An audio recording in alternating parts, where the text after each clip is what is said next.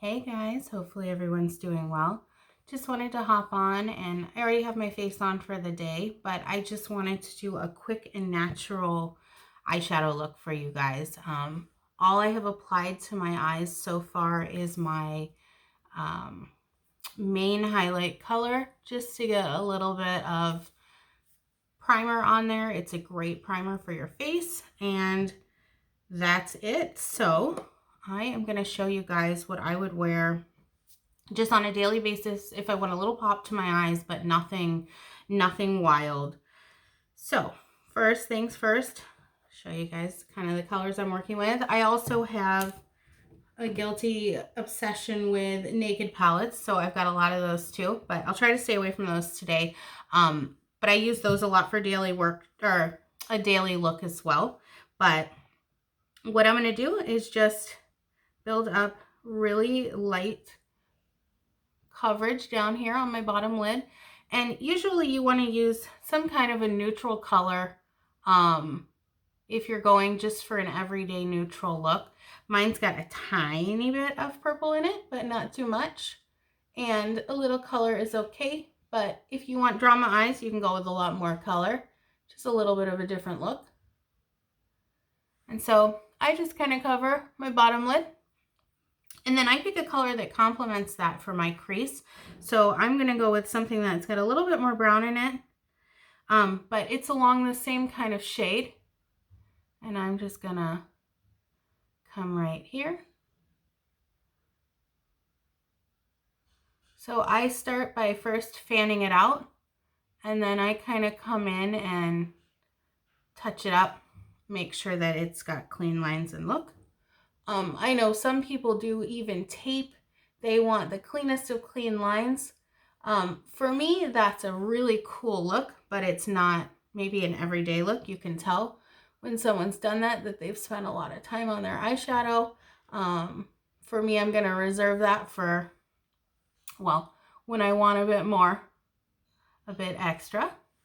Okay, so got that on, and you'll notice right now I've got a pretty dark line on both of the corners, and I'm not going to keep that.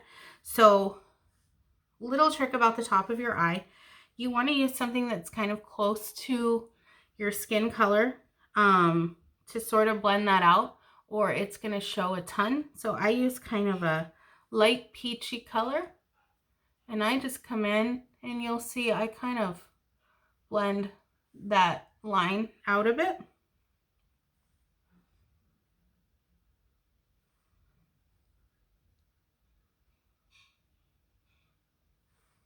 And you'll see now it's a little softer there.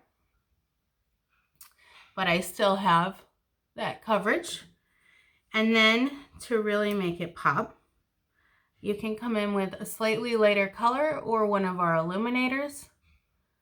Today I'm going to use a little unicorn. Put it right up in the brow. And I also like to take a little bit of that, put it right here in the corner and on the very beginning of the lid. Just opens the eye a bit. And then to get a little bit extra, that first color that I put on, I'm going to come back and I'm going to apply with my finger. And the reason I do that is I have not found a way to get more pigmented look than just using plain old finger. Okay, so that is basic eyeshadow, and sometimes I wear Lashify, sometimes strip. Today I'm just old standard. Gonna give them a little curl and a little mascara. This is something you can wear to work every day. If you're a mom and you just, you don't want too much on, you just want the nice little coloring in your eyes. Okay, so those are curled. And oddly enough, this little $5 tube of mascara is some of the best mascara I have used, honestly. And I have very, very straight lashes. And so a couple of things you can do about that. Curling them first helps. I also find I have to curl them again after my mascara has dried to really get it to hold.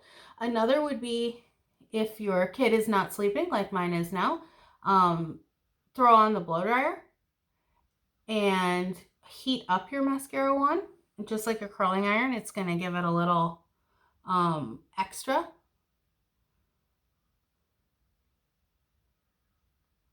Okay. And guys, don't neglect your bottom lashes. They open your eye up so much when you just add a little bit to them. Okay, so that's mascara. And some days I might even put a little liner on, but today, just basic, I'm not going to do that. And last thing I'm going to do, come in with a line brush here, and I am going to do my brows. I have pretty full brows, but there is just something about when you actually come in and fill your brows in that, well, you can't, there's nothing like that. And I'm using my little mirror up close here because I find that brows are pretty detailed work and you want to see what the heck you're doing. And so you might ask why you need a line brush like this. Well, part of the reason is you can actually mimic the hairs of the brow when you apply, which is a much more natural look.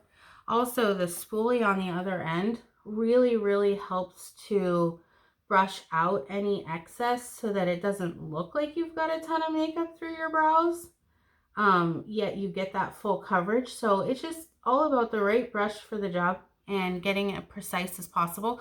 So you'll see the difference between the two, but you'll see this is still pretty harsh. So I'm going to come in and soften that with that spoolie.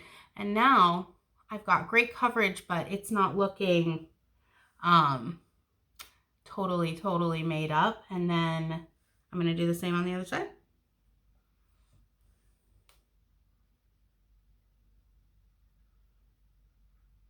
And as an esthetician for so long, brows are super important to open the face up. And a lot of people don't know how their brows should be for their face. And so as soon as I'm done, I will help you guys understand, maybe help you either grow or maybe go and see your esthetician or whoever does your brows and get them toned down depending.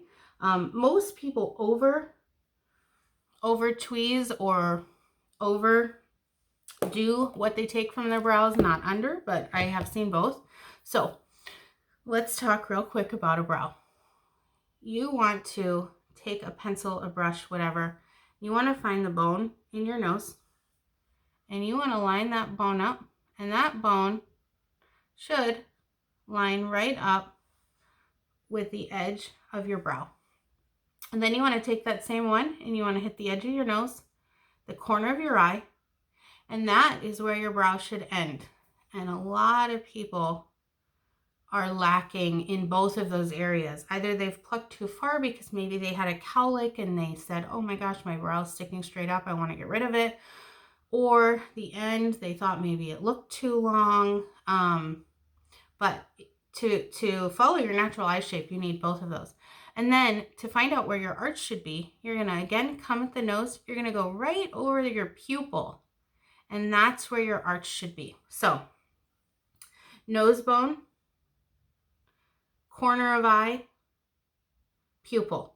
And that's your brow shape. And if you wear that shape, whether thin or thick, that will always complement your eyes the most. However, I always recommend that people stay on the thicker side with brows, especially if you've got darker hair, thicker hair. Your brows are complementing your eyes, so you don't want to distract with them. You want to give a nice frame basically to your eye. Okay, so that's just a basic look. There you guys go. Nothing too fancy. Hope you enjoyed. Thanks so much.